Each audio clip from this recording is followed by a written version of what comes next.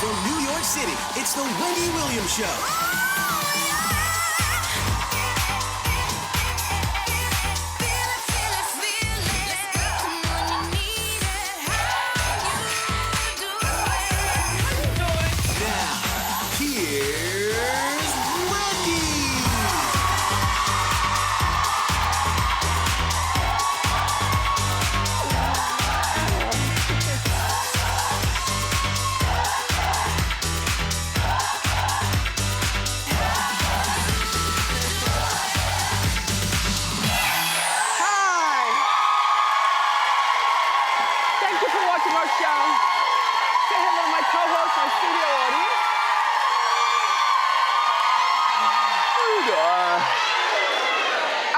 Okay, let's get started. It's time for Hot Tub.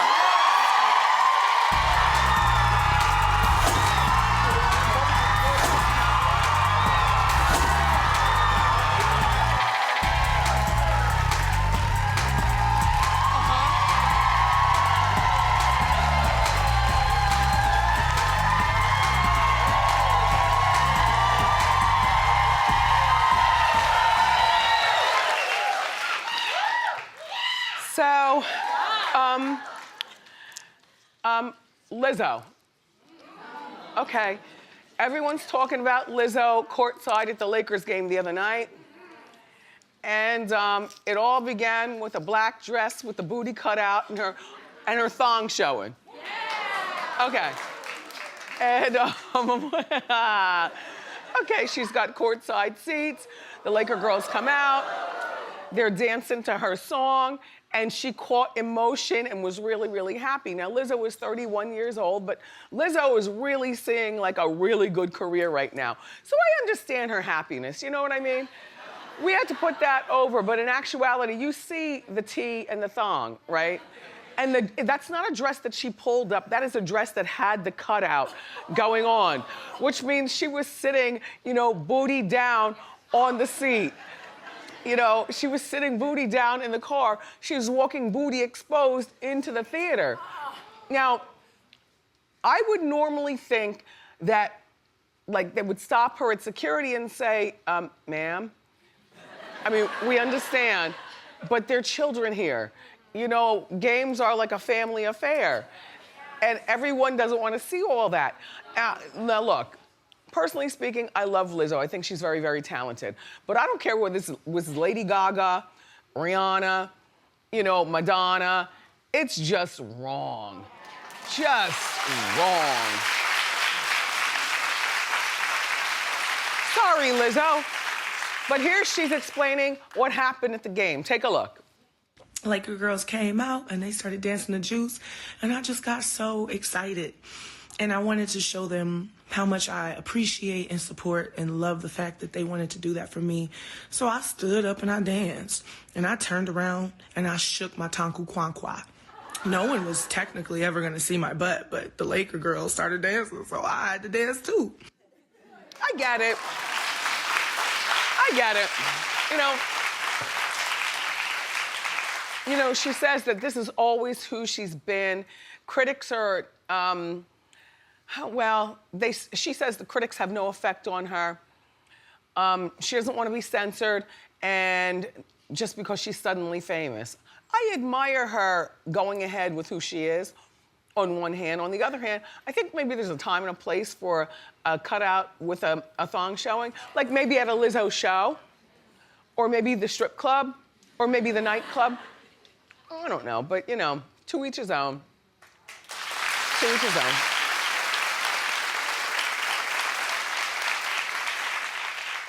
A lot of families aren't shocked by that, though, you know what I mean? Like, we're raising our kids to understand, look, people do all kinds of things, and it's just up to you to make your own choices. So, good luck, Lizzo. Anyway.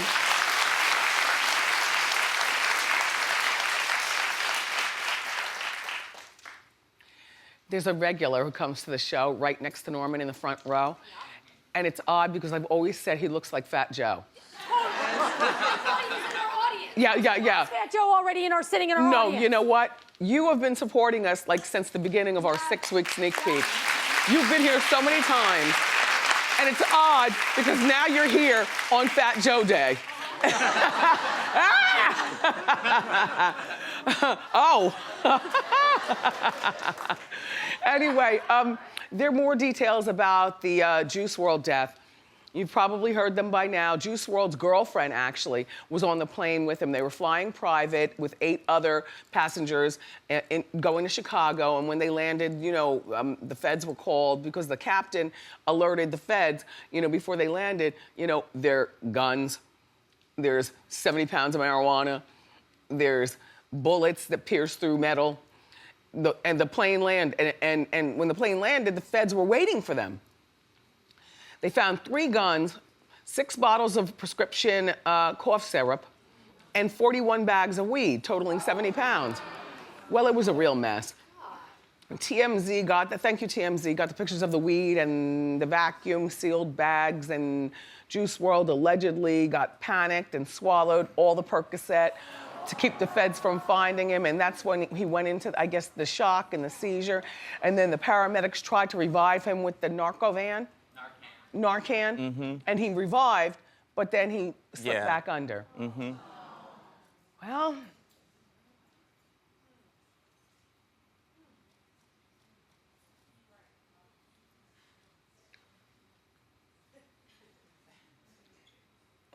so there's this rapper, Joyner Lucas, and he weighed in his tweet. And he's like one of the only people, he spoke out first. Now, I don't know who else is speaking out, but this guy said, you know, Juice Wrld was 21. He was the product of our generation of rappers who glorified drugs and made it cool.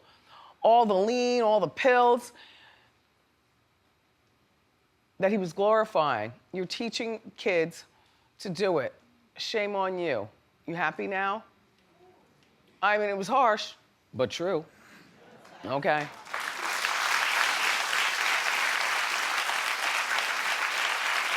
Horrible. I don't want to dwell. Maybe Joe has something to add into it. I mean, you know, Joe's here promoting his own album and his own situation, but if he has time, maybe I'll, you know, ask him about it. But really, I would just rather not. But maybe I'll remember and maybe I will. I'm just saying. Do you recognize this dress? Well, let me show you something. When you co-hosts come to the show, you come here and you show out, okay? Okay? So, Suzanne, remember? She was in the front row. When I get distracted, I'm doing Hot Topics. I'm like, Suzanne, what do you think my favorite outfit is today? And you said her. Yep. And then I asked her to stand up and twirl around. And after the show, I was like, where'd you get that? And so she told me, and so Willie got me one. Wow. Yeah.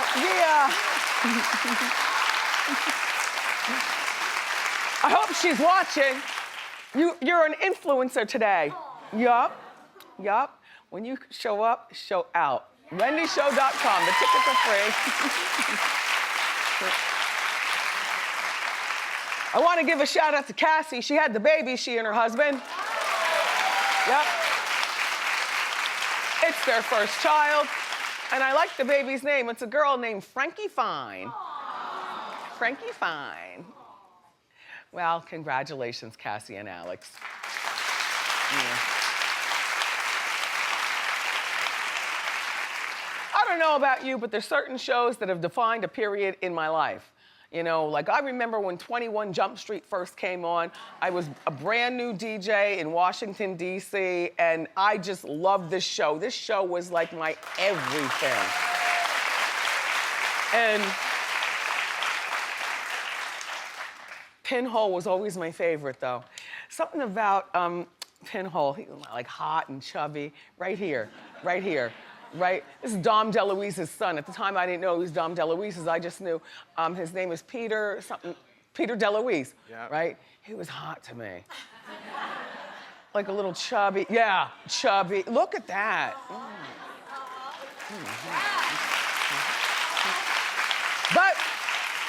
And then a lot of girls really like Johnny Depp, and a lot of girls really like Richard Grieco. Remember him?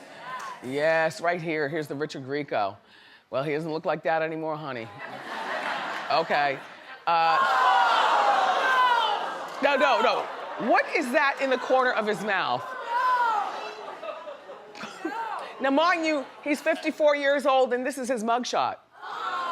All right, the rest of the story is that Richard was arrested. By the way, Jump Street was on in 1988. Those were the days. But thank you, TMZ, for the video, by the way. Richard is now 54 years old, and he was arrested at a Dallas airport after yelling at employees who wouldn't let him on the plane.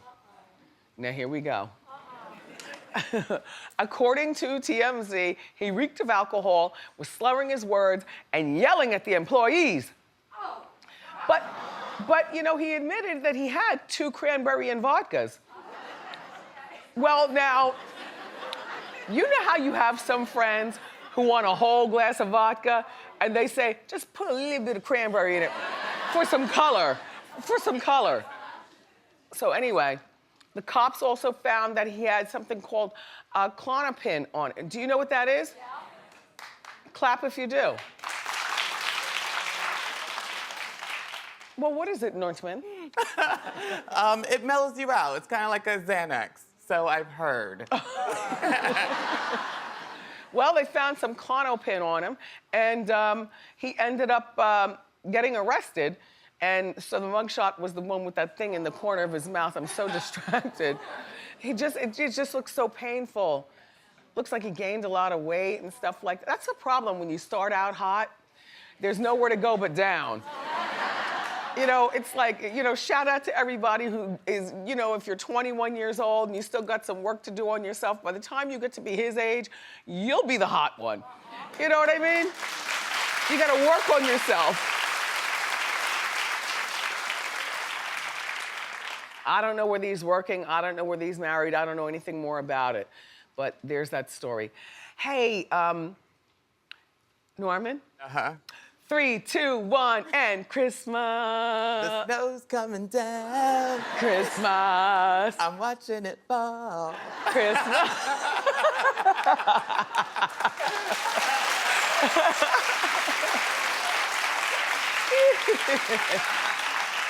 So, as you know, that is the legendary Darlene Love.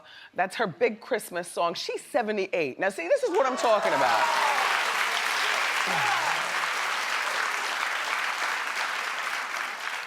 And she's been here to our show doing that song, and believe me, yup, she looks like that in person. That is 78. I have no idea how you achieve that, but she looks great. So apparently people have been disrespecting Darlene Love this Christmas season, and she wants people to know how she felt about it. Well, first of all, it was bad enough Mariah Carey was not at the Rockefeller Christmas lighting. But she wasn't there either, Darlene Love. However, they had some Broadway stars singing Christmas. The snow's coming down. And Darlene saw it and she posted a long rant on her Facebook. Part of it said, once again, I was snubbed, such an insult and letdown. They booked these young artists who can't even hit the notes properly and are off key. That's my song and I still am alive. Show me some respect. I believe her. Yeah. And so, her publicist says that she hasn't been asked for 10 years to perform her song. Well, how long ago did she come here? No, she hasn't been asked to perform at that show. At the tree lighting. Right. That is a big deal because that's a national show, you know? Well, here's what they told her. You don't fit in the demo. You're not big enough.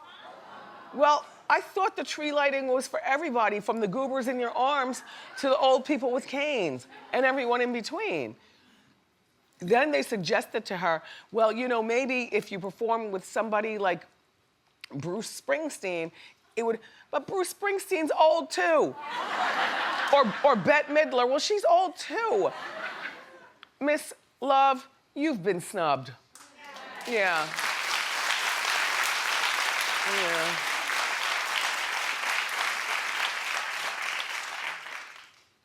Now, I check in and out of the Wheel of Fortune. I like the show.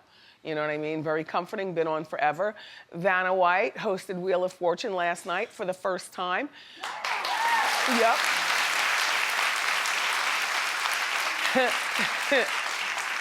She's been there for 38 or 37 years along with Pat Sajak, but Pat Sajak had an emergency appendectomy. So, you know, he's doing well now, he'll be back, but, you know, he's not there now. So, as opposed to getting a substitute host for Pat, they said, Vanna, you do the Pat, and Minnie Mouse will do the you. Well, fans were split. I was unbothered. Some people thought she did a great job for her first time, but people were saying, oh, she seemed awkward and confused and unemotional. Well, let's see for ourselves. Take a look. Pat is recovering from surgery and hopes to be back real soon. I'm happy to step in and help out. Chris. It's that time of the year. That is not correct. Rachel? It's that time of year. Yes, yes. I'm going to give the wheel a final spin. That wheel is heavy. Oh, no. My first spin, look at that. Oh, no, I'm looking at the wrong arrow. How do you do this show? The thing is, I was not bothered by that. She's not the host of the show, and a lot of people were saying, but she's been there for 37 years. Why couldn't she just step in? But the point is that Pat is good at what he does, and she is good at what she does. I was unbothered.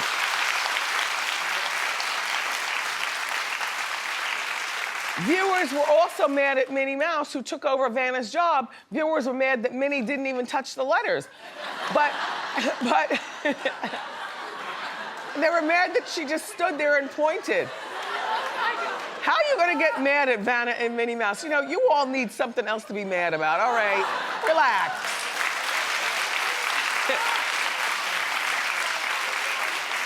So, and if you love the Wheel of Fortune, Vanna's gonna be there for the next 2 weeks in December, and then 1 week in January, and then Pat will be back. That's it.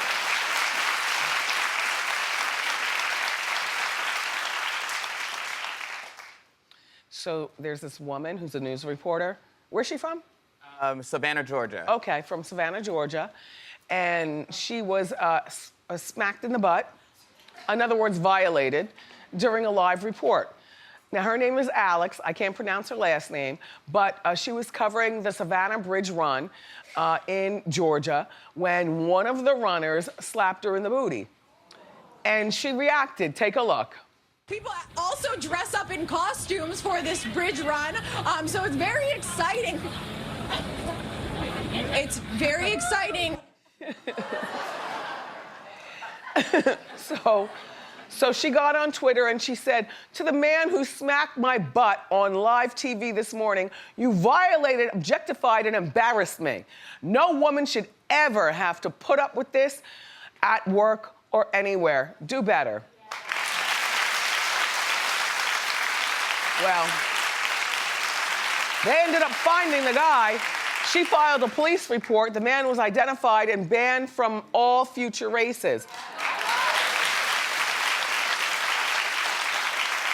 Turns out he's a teenage youth minister.